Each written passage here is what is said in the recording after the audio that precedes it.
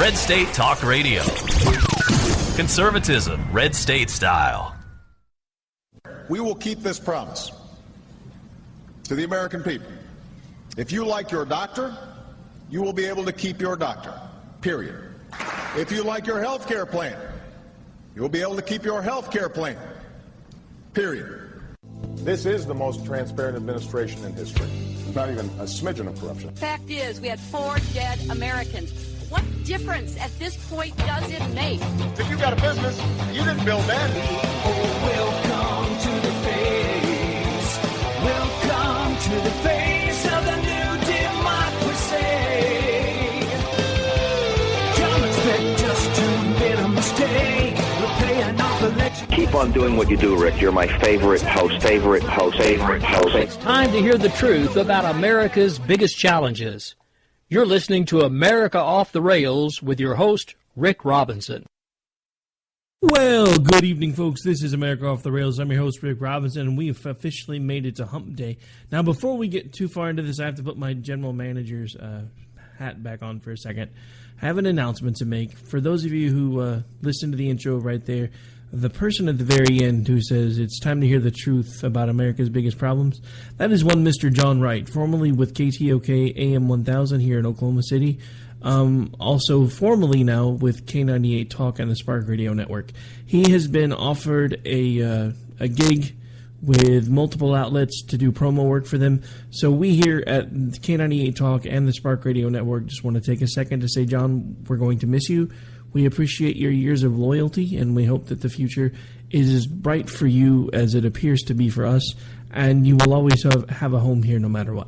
He made that announcement to me a while ago, but we were holding off to be sure. He did just sign the agreement today, so as of now, the voice of K98 Talk and the Spark Radio Network is essentially no more. We have an agreement in place to continue to run the things that we have from him currently. But it looks like we'll be looking for someone else to do our voiceover work soon. Again, John, it's been great. We wouldn't have gotten where we are without you, and I'm glad that somebody else saw that you still had a lot of talent to give, and I hope things work out for you well in the future. All right, that being said, I haven't done this in a while, so I want to give a big shout-out to the affiliates. We're going to start out from the beginning. Of course, we have K98 Talk, the station that picked us up first that is actually owned by a friend of mine. I was shortly after the inception of the station appointed as the general manager. We have the Spark Radio Network, which is the network that I'm building and I am the owner of, which of course is the one that carried us all from the beginning. Then we have AMFM247.com, where the show can be heard every Monday, Wednesday, and Friday at 1 Eastern on several low-power AM/FM affiliates, as well as their Live 365 stream. Now, also shortly after that, we were picked up by Red State Talk Radio, where this show can be heard every Sunday at 6 a.m. Eastern. So if you're an early riser, what you can do is about 5 o'clock our time, get up, grab some coffee, hang out with me over on Red State, and then if you're getting ready for church, flip right back over to K98 Talk. You can hang out with the host of God's Pure Word of Faith, one Mr. Richard Harden, from about 6 to 8 on Sunday mornings while you're getting ready for your church service. Or if you can't make it, tune in there. You can get about 2 hours worth of good church. All right, and then, of course, we have Leading Edge Radio Network, where this show can be heard every day. Then we have SHR Media. The show is carried Monday, Wednesday, and Friday at 11 a.m. Eastern. Then we have High Point Radio, where the show can be heard every day, and that is another low-power affiliate in Jersey.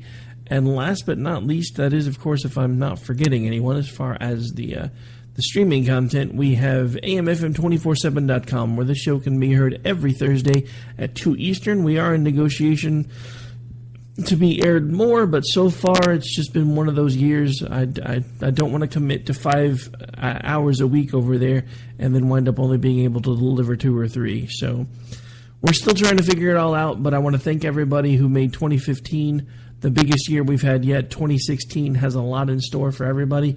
So again, want to give you a great big thank you. Speaking of thank yous, I want to give a shout out to some sponsors that I haven't been able to do for a while. I do encourage you to go check them out. They were actually some of our original sponsors. There's concealandcarry.net. Pretty easy to find on the website, on the interwebs. Just go put the word conceal, the letter N, the word carry, and then .net at the end. It'll take you straight to their website. Now, especially with all of these crazy executive orders and all these things that are going on with ammunition and weaponry. Great time to check. Pardon me. Great time to check them out. They do offer in your area. If you go to their website, you'll see a map of all 50 states. Click on the state that corresponds to you. You'll find ammunition dealers, weapon dealers, and even facilities where you can get the training that you need to be able to legally carry those weapons, should your particular state allow. Of course, always consult with your state's local laws, rules, and regulations before purchasing a firearm. Just my little public safety announcement there. Then the next ones on the list were Art is War. Some of you, and we'll be making those announcements over the next couple of weeks. We've been collecting email addresses now for a while from folks that have been entering contests. That one is about to come to a close for now, but I am about to send them the emails that we've gotten, and that means a few of you within the next couple of weeks will be receiving free t-shirts. We'll make those announcements once we have everything figured out. We also have Rebel Road Tactical. You hear their spot pretty much every time this show runs. He is doing a giveaway. We're still trying to get all the kinks worked out on that one, though. So if you are interested in trying to be as part of that giveaway, he is giving away one custom holster of your choice. It's pretty easy to sign up. Now, we will be making some changes. A lot of these contest entries will be going over to our network website because we are starting to branch out onto so many different platforms. We want to make everything easy for everybody to find. But for now, you can go to K98talk.org. If you just click on the chat room section, you'll see the contest entry form right there. You can pick from either Art is War or Rebel Road. Pick whichever one you want. And like I said, if you are lucky enough to be chosen, you will get a free custom-made holster made out of Kydex. So I do heartily recommend their products. And we have a new sponsor starting within the next few days.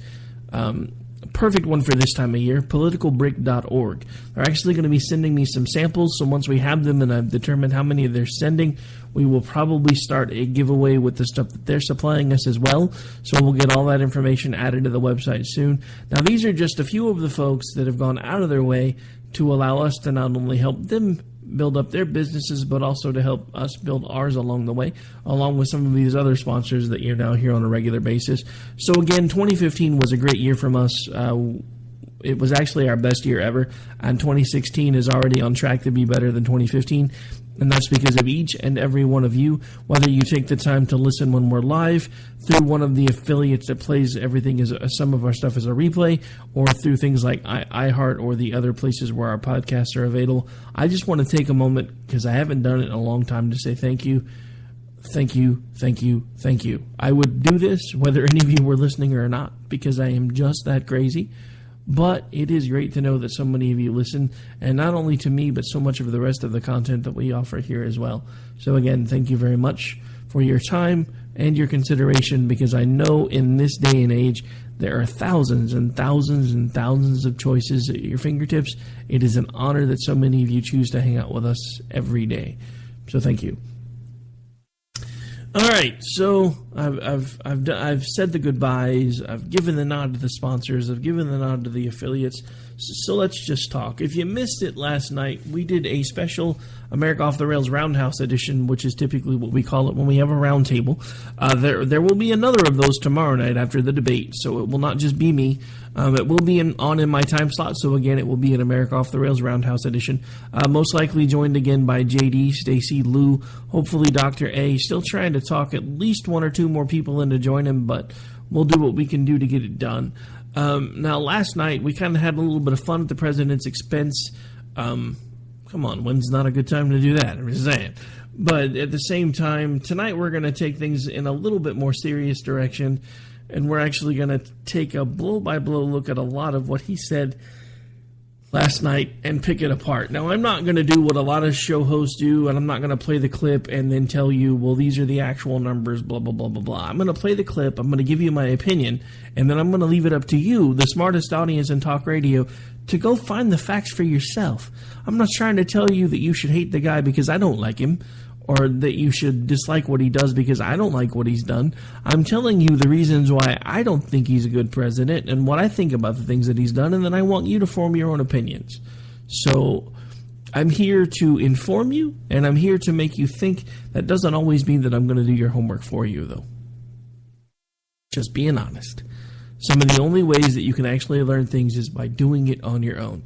There's a reason why up until the electronic age we didn't hand our children all the information they ever needed at their fingertips, because it stops you from being able to creatively think. To just be able to type in a search engine and go, oh, look what I found. This answers all my questions. Not that it hasn't made my life as a talk show host a little bit easier. Just saying. Come on, I'm just being honest here. All right, so let's go ahead and get started with that, and then we'll finish up the last little bit of the show, probably talking about some of the debate stuff. And actually, before I forget and we get into the State of the Union, I want to do this in reverse. We're going to talk about the Republican response for a minute, and folks like Debbie Wasserman Schultz, who basically made the comment that the only reason the Republican Party picked a woman was because they have a diversity problem. First of all, Nikki Haley is the youngest female governor ever, and she's done a pretty bang-up job. Just saying. And the fact that your party right now and your front-runners of your party make it look like the old white Geritol party, you probably really shouldn't talk so much trash about our party when at least we do have diversity. You guys are always the ones talking about how we're the party of the old white people, and look at your front runners. Just throwing that out there. All right, and also to one Mr. Trump, who I just found out will be in Oklahoma at some point later this week or next. Why would you, even if it was somebody that works for you, why would you start tweeting out about someone needing to be deported? I'm just asking. I mean, look, I don't get it. I mean, I really don't understand it. You know, because it's not that I mean, look, I don't know Trump personally, so I can't tell you whether I like him or I dislike him. I can tell you that I've known people like him my entire life, and I don't like those type of people. I don't like those type of people who go out of their way just to tell everybody what they want to hear in the hopes that they're going to get something in return. That annoys me to no end. And I'm not saying that there haven't been times when probably all of us have done that when we were first learning who we were, trying to be the people pleasers, you know, going around saying, well, yeah, I can do this, and I can do that, and I can do this, and I can do that, and I can do some more of this for you, and I can do this, and I can do that, and I can do this. It's friggin' exhausting. But there are people that never grow out of that phase of their life, and I honestly think that Donald Trump is one of those people. He is still going around telling everybody what he thinks they need to hear so that he can get something from them, which is their vote. The problem that I have, and it's something that is apparent in everything that I see, almost every time that I turn around, is absolute power corrupts absolutely. And the last thing that Donald Trump needs is more power. It's already been shown, in my opinion, from the way that he treats people that disagree with him, and the way that he calls for the censorship of the people that disagree with him, and the way that he calls for the deportation of the people that disagree with him, that the last thing this man needs is more power. You can call him a transformational candidate. You can tell me that I'm making a big deal over nothing. We can agree to disagree. Because I've already told you my 2 cents on Trump. The day that he came out making fun of somebody with a developmental disability, he lost me. I've been one of those guys. Through circumstances that were beyond my control, I have been made fun of a lot of my life, and it took me a while to get comfortable again. And maybe I have a chip on my shoulder when it comes to that. Maybe that's part of it. But when I saw the things that he was doing when he was mocking that reporter, never mind what he said and the fact that he basically made himself sound like a special needs person, that irritates me. Look, for those of you born that way, I get it. I really do. It's a hard thing to deal with. To realize that for your entire life you're going to be different than everybody else. And when you're that much different than everybody else, it takes a really long time to get comfortable in your skin. I know it took me a very long time to get comfortable in my skin again. To the point now where, honestly, one of the ways that I found to cope with it was I got so tired of everybody making fun of me that I just started making fun of myself. Did it start out as an unhealthy thing? Probably. It was a coping mechanism, though. And now it's desensitized me to it so much that it's basically just how I roll now. I mean, for those of you who don't remember how this show started, or this whole radio network started, it started with a completely different show that is now called Finding Common Ground. That is not the original name of the show. The original name of the show, when Dave and I both started it, because we're both disabled, I have a wobble, he's missing a hand, so when I walk, I look a little particularly interesting, but I'll take walking over rolling any day of the week. Dave doesn't have his right hand. He's only left-handed.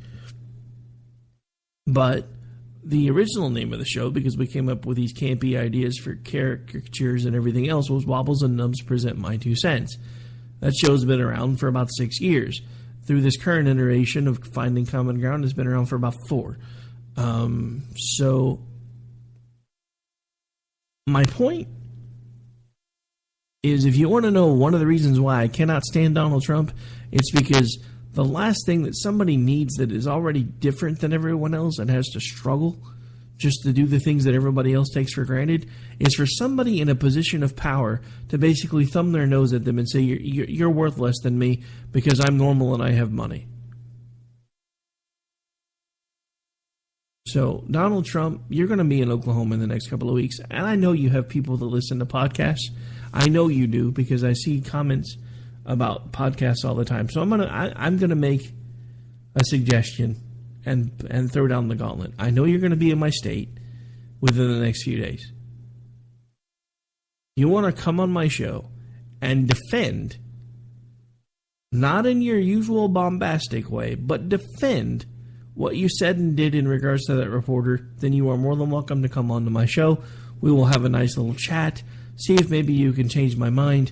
But I have to tell you, sir, it's probably a lost cause. Now, didn't really mean to go off on a Trump tangent, but it all kind of goes back to where we started, because that's everybody's biggest issue with the State of the Union response from the Republican Party last night, was because they felt like she took the time to use that platform to take shots at Donald Trump. I have to tell you, I listened to it. I didn't necessarily find it as much a criticism as stating a fact, and I also thought that she put together very cogent points that outline the differences between what it is that we as conservatives want as opposed to what the Democrats want. So, what I don't understand is all of you pro-Trump supporters, whether you're, there's so many different nicknames for you guys now. We've got Trumpkins, we've got trumpets, I don't even know. Some that really aren't so nice, so I'm not going to say them on the air. But at the same time, anytime anybody disagrees with you, you tear them to shreds. But it's okay for you to disagree with everybody else, and we're supposed to just go along to get along. All right, so that's pretty much all I have to say about the Republican response. Is I thought she did a great job. I thought it was fairly cogent. And compared to what the Republicans, I almost said Democrats, but at this point there's really not that much of a difference. Compared to what the Republicans have offered over the last couple of years, I thought she did a fairly good job. All right, so we're going to go ahead and dive straight into the State of the Union. We've got quite a few clips we want to play. I may not necessarily get to all of them, or I may skip parts of them, but we're still going to kind of go point by point over some of the biggest things that I thought mattered in regards to the State of the Union and talk about them. Here's the first one. Work for us, always extending America's promise outward to the next frontier, to more people. And because we did, because we saw opportunity where others saw peril, we emerged stronger and better than before. What was true then can be true now. Our unique strengths as a nation, our optimism and work ethic, our spirit of discovery, our diversity, our commitment to rule of law, These things give us everything we need to ensure prosperity and security for generations to come. In fact, it's in that spirit that we have made progress these past 7 years. All right, so we're going to stop right there for just a second, then we're going to start the clip up again. So, did anybody notice the part where he talked about the rule of law? This is the president who has passed so many executive orders, and I'm not talking like the little executive orders like pardoning turkeys or executive orders of this day shall forever henceforth be known as Purple Plaid Pink Polka Dot Day to honor those of you with alternating skin colors or whatever. I'm just saying. You know, I mean, we're talking like things that even Saturday Night Live is made fun of. You know, the amnesty program through executive order. Now he's attacking gun control through executive order. And I even heard from one Dan Rather today, who has now gone to the little 2 or 3 minute segment on AM radio stations, talking about applauding what it is that President Obama is trying to do with gun control, and that every president should lead with their heart. You know, that sounds really great on paper. But let me remind you of something. Hitler led with his heart. He believed everything that he told his people.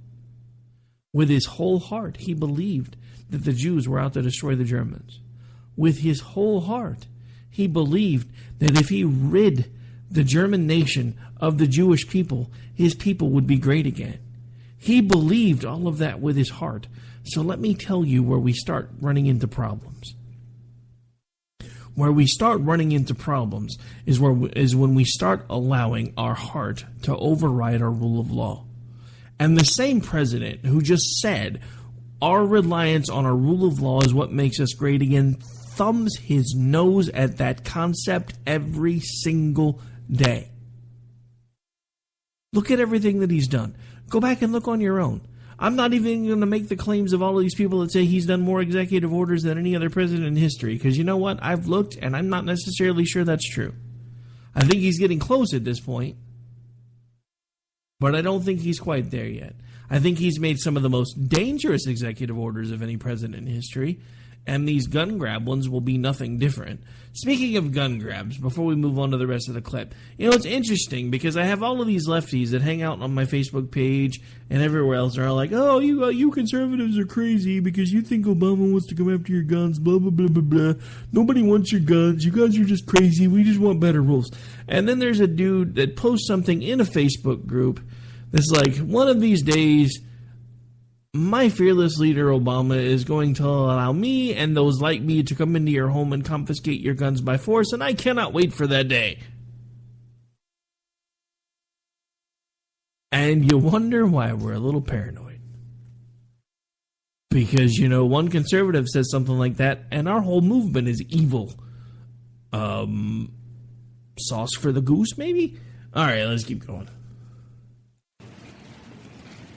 That's how we recovered from the worst economic crisis in generations. I don't think we have yet.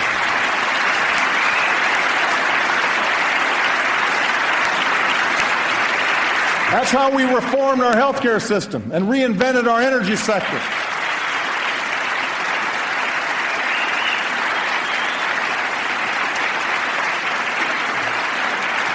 That's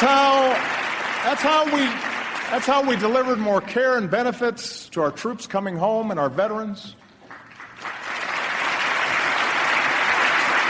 That's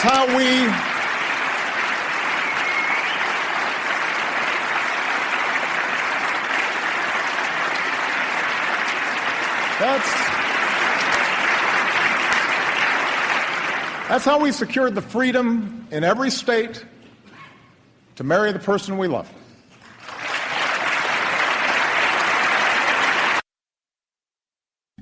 All right, so let's kind of look over those things that he said. Freedom to marry anyone that we love. Let's kind of do it backwards. All right, cool. So as far as I'm concerned, that should have remained a states' rights issue, because then if there were states that you felt weren't treating you fairly, you have the option to move. Am I alone in that minority? No. Am I in a minority? Not really, but I'm treated as such. Because, again, we have a president who leads with his heart.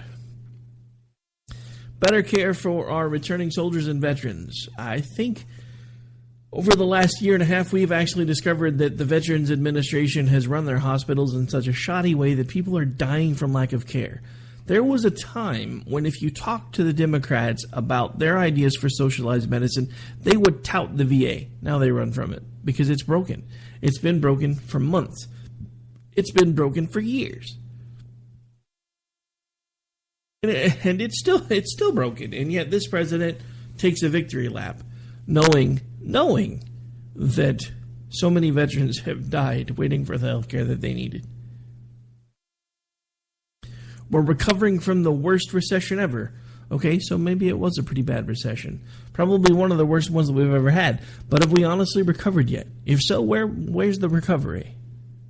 It's kind of like that old Wendy's commercial. You know, you get a hamburger, you take one look at it, you can't see the meat anywhere because all you see is bun, and you're looking around going, where's the beef? Okay, so if there's a recovery, where's it at?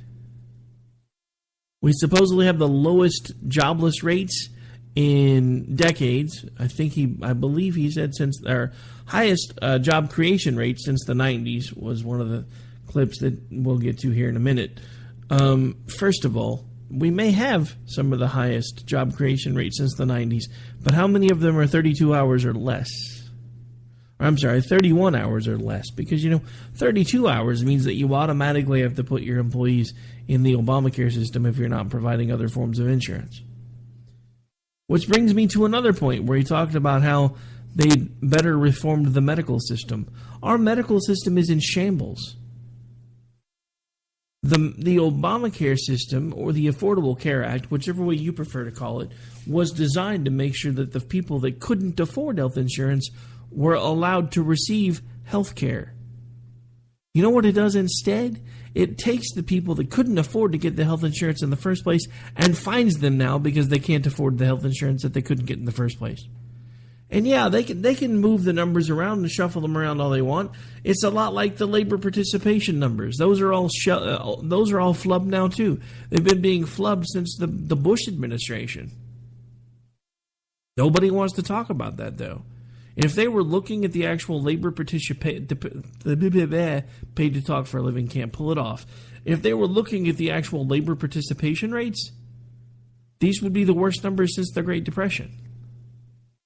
It would be so bad that the stuff that we are supposedly over and still, in my opinion, currently going through would probably be being called the Second Great Depression, not the Great Recession. But they figured out a way to fudge the numbers. It's called Common Core math. There's a reason they're teaching this to our kids. They do not want an educated populace. They want a populace that understands just enough to do basic tasks and not enough to question the government that is set before them. And that's the scary thing about the neoliberalism movement. Because, there's a difference between the liberalism of today and classic liberalism. Classic liberalism inspired free thought. It inspired education. It's now become the exact opposite. We have students in college campuses screaming for safe zones. In case nobody's figured it out yet, that's basically willing segregation. I only want to be around the people that are like me because I only feel safe around the people that are like me. And yet, we're supposed to be so much better off than we were. Look at those jobless numbers for yourself. Look up the information about the labor participation numbers and see how they've been being flubbed. And I do believe it may have even been so far back as either the Clinton administration or Bush 41. But those numbers have been being flubbed for a very long time. And they've been that way on purpose. We are a service-based economy. We have been for a very long time. When you are a service-based economy, you have to have people that are willing to spend money. The only way the consumer is willing to spend money is if they have high confidence. So that's why every time, no matter who it is, conservative, or I'm sorry, not even going to do that, Republican or Democrat, they always tell you what you want to hear. Because if you don't spend your money, And please, please, please rewind in your heads back to Bush 41, just after the 9/11 incident, where he started basically begging the American people to go shop again. Leave your homes, go back to restaurants, go into your stores. You know why he did that? Because if we don't shop, our economy dies. And if we knew just how bad the numbers were, we wouldn't shop. We would be putting money in cans and burying it in our yards in the hopes that if our economy survived, we would still have some money left when it was over. Because that's what they did in the Great Depression.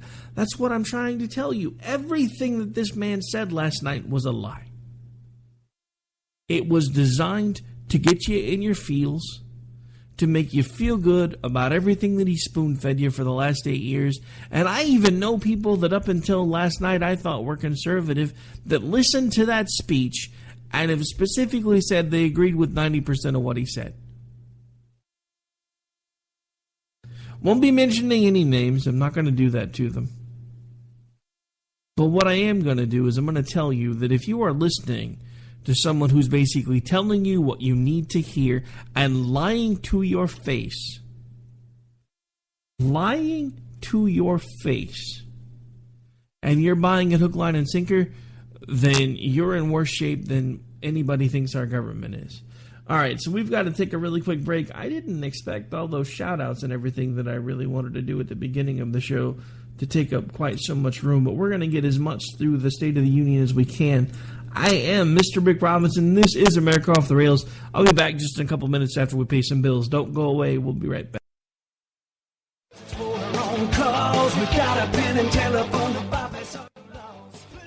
All right, folks, this is Rick Robinson with you. I want to tell you about some friends of mine from a company called Security Enforcement Specialists. When I ran my security agency for 12 years, I worked with one of these partners on a daily basis. He's been involved in this agency now, and with his other partner, they do have over 30 years of experience in the private security industry. If you own a business and you need someone to keep you or your customers or residents safe, then I highly recommend contacting Security Enforcement Specialists today. Give them a call at 405-703-1796. Again, that's 405-703-1796. Again, tell them Rick from K98 Talk sent you. Like I said, if you need the help, they are here for you. So make sure that you go look them up, check them out, and see what they can do. The wrong way. Welcome to the place. Welcome to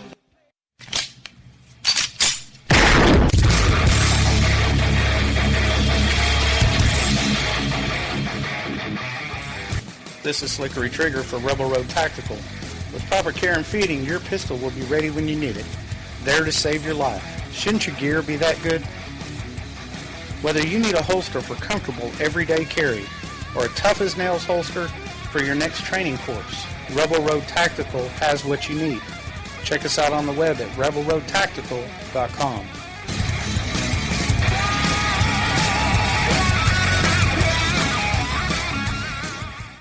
Red State Talk Radio. Talk radio the way the Founding Fathers would have done it.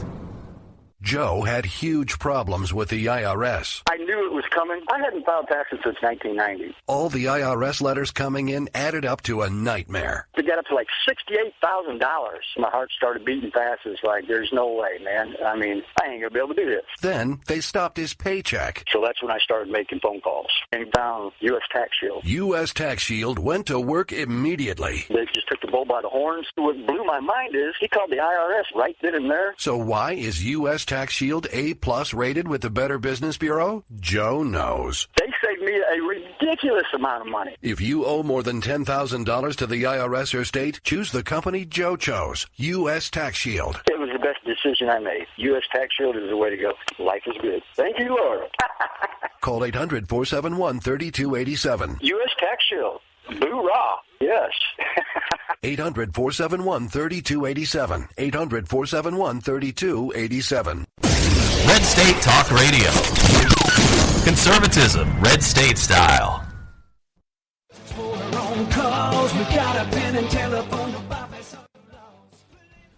All right, folks, we're back. We're live. This is America Off the Rails. I'm your host, Rick Robinson.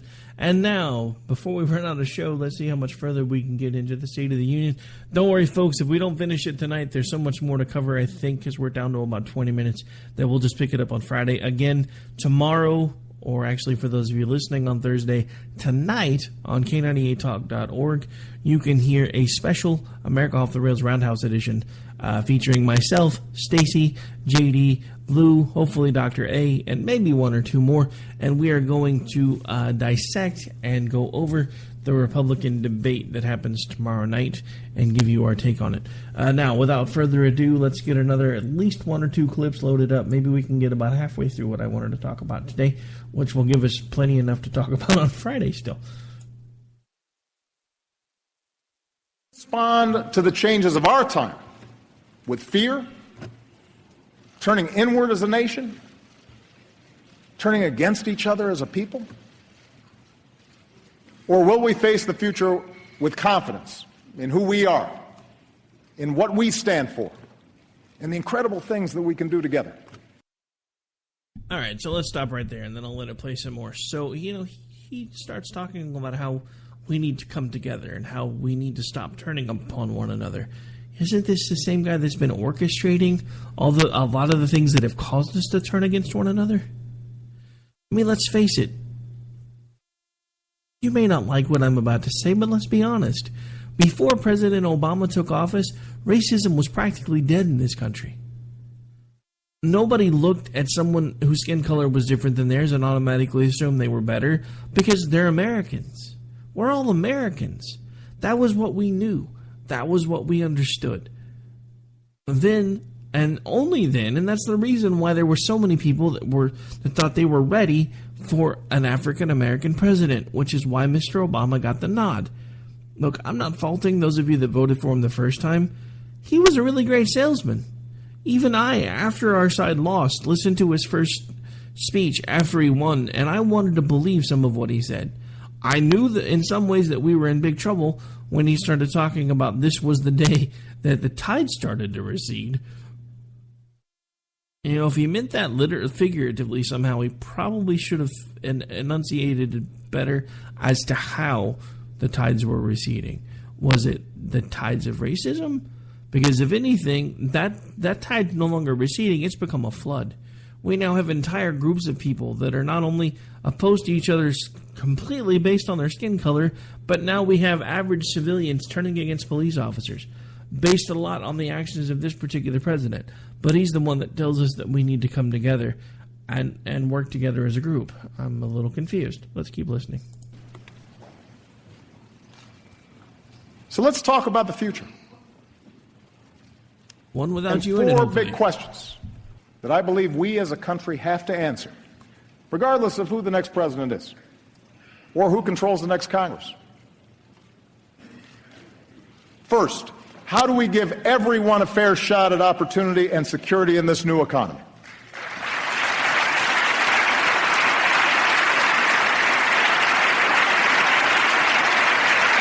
Second,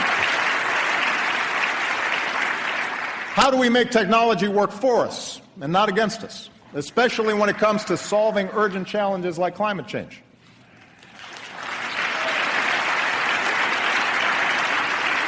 Third, how do we keep America safe and lead the world without becoming its policeman?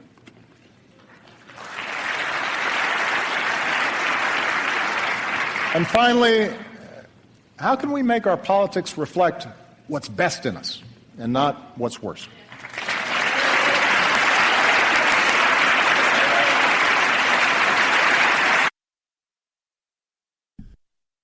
How can we make our politics reflect what's best in us, not what's worse?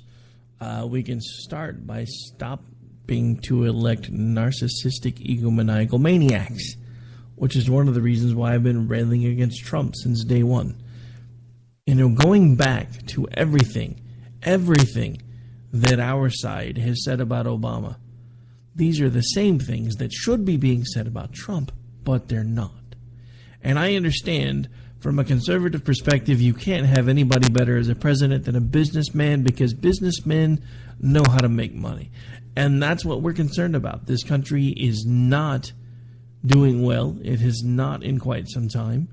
One of the things they've been touting on for the last couple of weeks is the fact that 1990s gas prices are pretty great.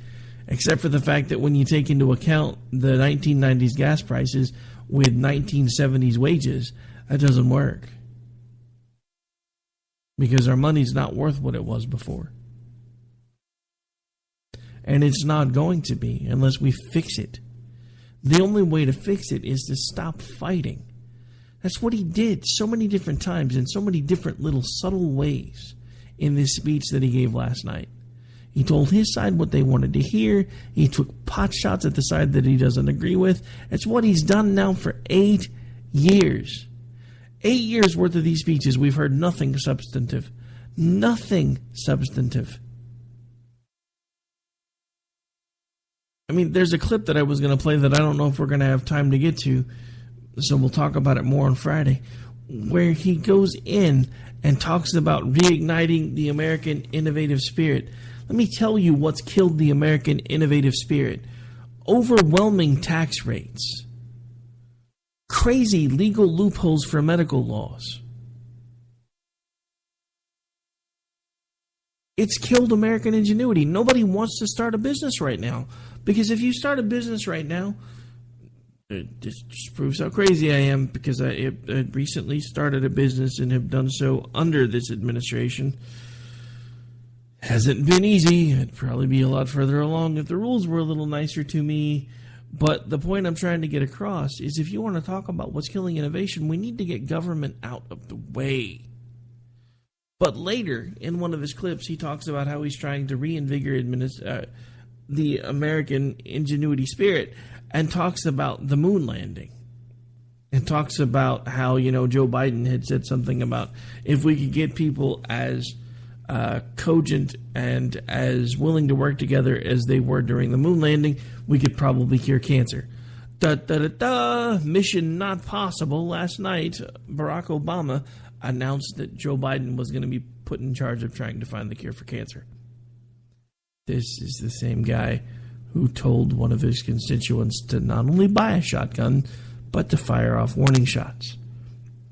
Mr. Vice President, please, before you give advice, make sure to consult your local laws.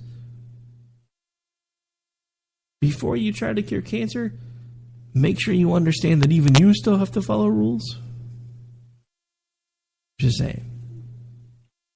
All right, so let's move on to the next one.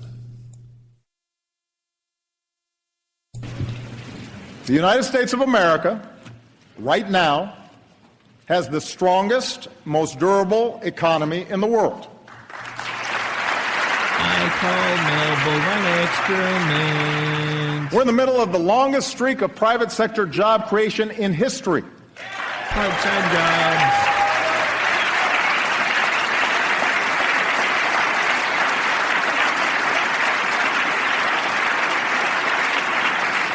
More than 14 million new jobs, the strongest 2 years of job growth since the 1990s, an unemployment rate cut in half. Part-time job, seasonal work. Our auto industry just had its best year ever. Unemployment rate cut in half because they don't have the numbers right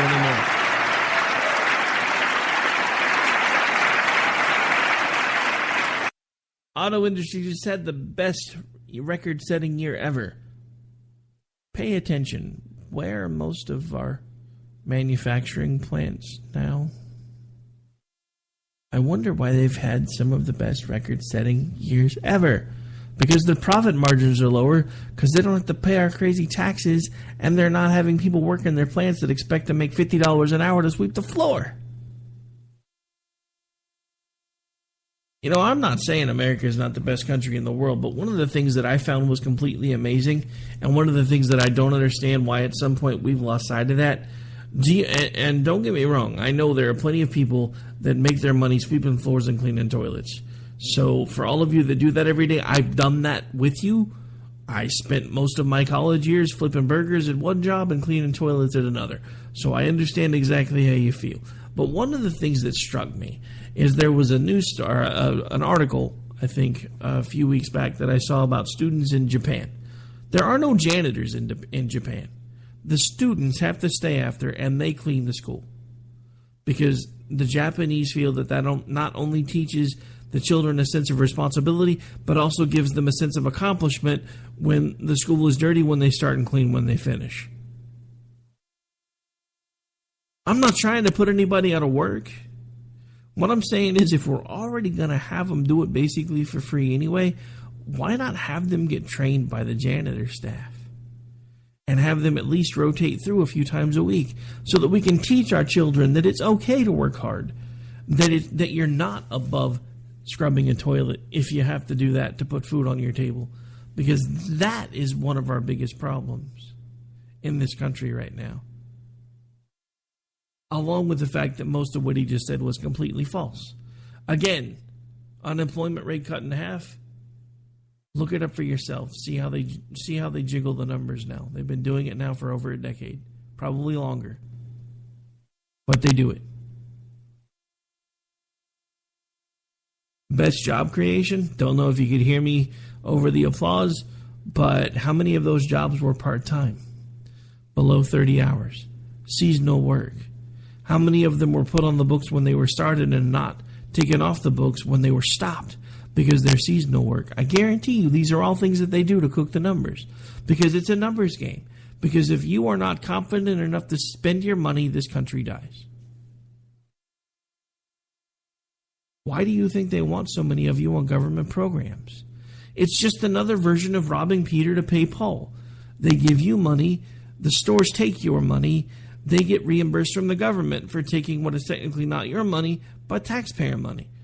It's nothing but a circle. What happens when the circle closes? What happens when the circle collapses on itself? That's just part of a manufacturing surge that's created nearly 900,000 new jobs in the past 6 years. And we've done all this while cutting our deficits by almost 3/4. We've cut our deficits by 3/4. Anybody notice that the last time I went to look at the deficit clock, it's not moving anymore? I don't know if they fixed it. It's been a few weeks since I've looked. Maybe it was something weird at the end of the year. I'll go back and look again. But the one thing that I can tell you is we have by no means, in any way, shape, or form, cut our deficits in half. This president has spent more than every other president combined. More than every president before him, all the way back to Washington. And he has the gall to stand in front of you, the American people, and say, but we've cut our deficits in half.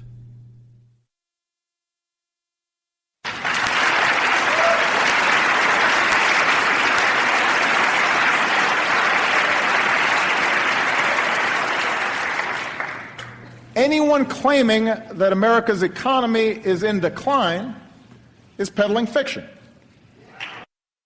Anyone claiming America's economy is in decline is peddling fiction. Do me a favor. Look it up on your own. See all of the big name economic people that are supposedly peddling fiction. I'm not telling you to listen to little old me. I'm telling you to do your own research. Draw your own conclusions. I'm not here to tell you whether you should be conservative, liberal, or something in the middle. I'm telling you what I believe to hopefully inspire you to find what it is that you believe. And I'm telling you right now, in my heart, I know this man lied through his teeth and has done so every year at the State of the Union for the last 8 years. And yet we, as the American people, continue to buy it hook, line, and sinker, lock, stock, and barrel, every single time, because he's such a great orator. I mean, who cares if 90% of the credit goes to the teleprompter? He still delivers a good speech.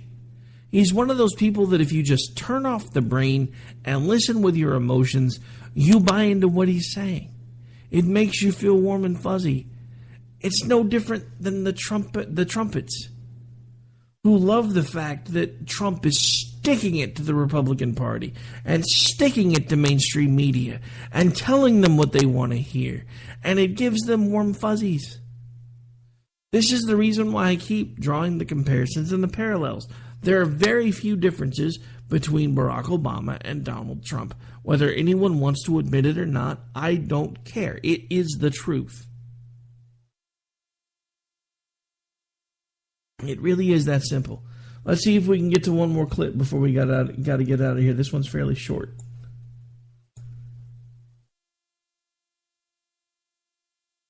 if it loads. There it goes.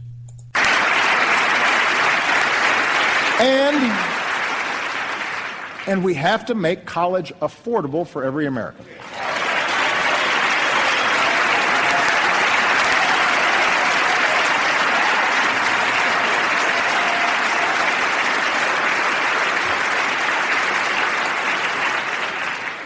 No hardworking student should be stuck in the red. We've already reduced student loan payments to 10% of a borrower's income. And that's good. But now we've actually got to cut the cost of college.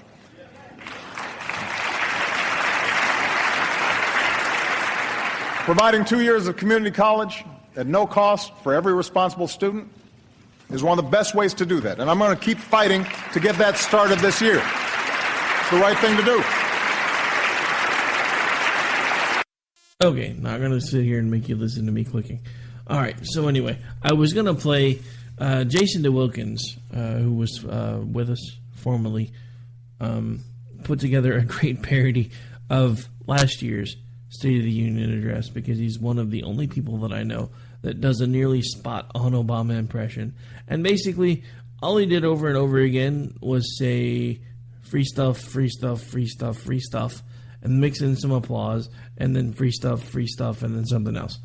So that's exactly what this reminded me of. But just to take the last couple of minutes and actually touch on the point that was made in this clip, you want to know the easiest, quickest way to make college affordable again? Get the damn government out of the mix. You know what happens when people realize they have government contracts? Do you understand what happens? It's happened since the dawn of time.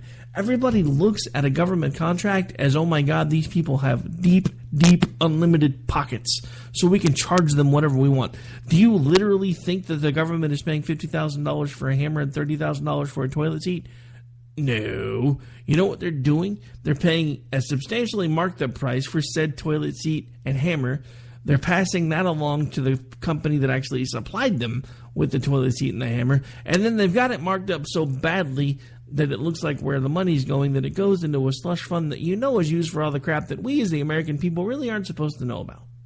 So you want to know how to fix the economy and how to fix all of this crap and how to make college more affordable. It's not to make it free, because there's no such thing as free. You're passing the cost along to somebody else. Let's fix it by figuring out where all this slush fund money's going, and then maybe we don't have to put more money into the programs. If we could actually figure out why we're paying $50,000 for a hammer and $30,000 for a toilet seat, we could probably fix the problems that we have in this country. But we can't do that. You know why? Because much like what G talked about on his show tonight, there's so much government waste and abuse of funding. Go back and listen to his show if you haven't yet. You need to. He goes through it line item by line item and tells you all the crazy things that the government's doing with our money. At the same time, they're telling you they need more of our money. And then you have this guy saying that he wants to make college free. Okay, that's great. If you really, really want to do that, let's do it with the money that we're already giving you.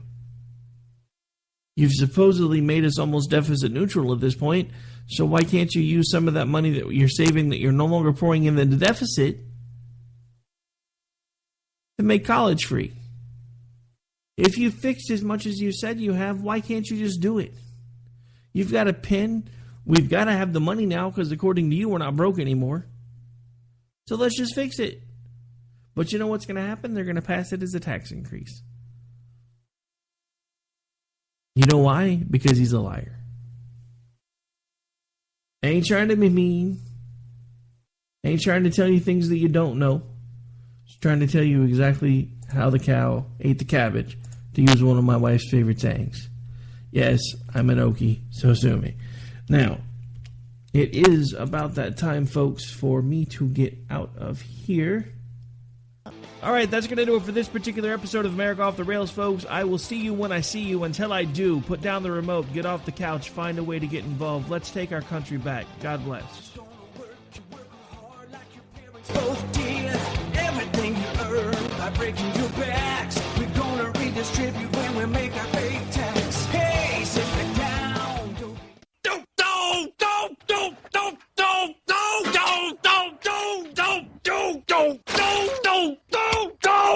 Screw you guys. I'm getting him. Later. Game over, man. State Talk Radio. Conservatism, red state style.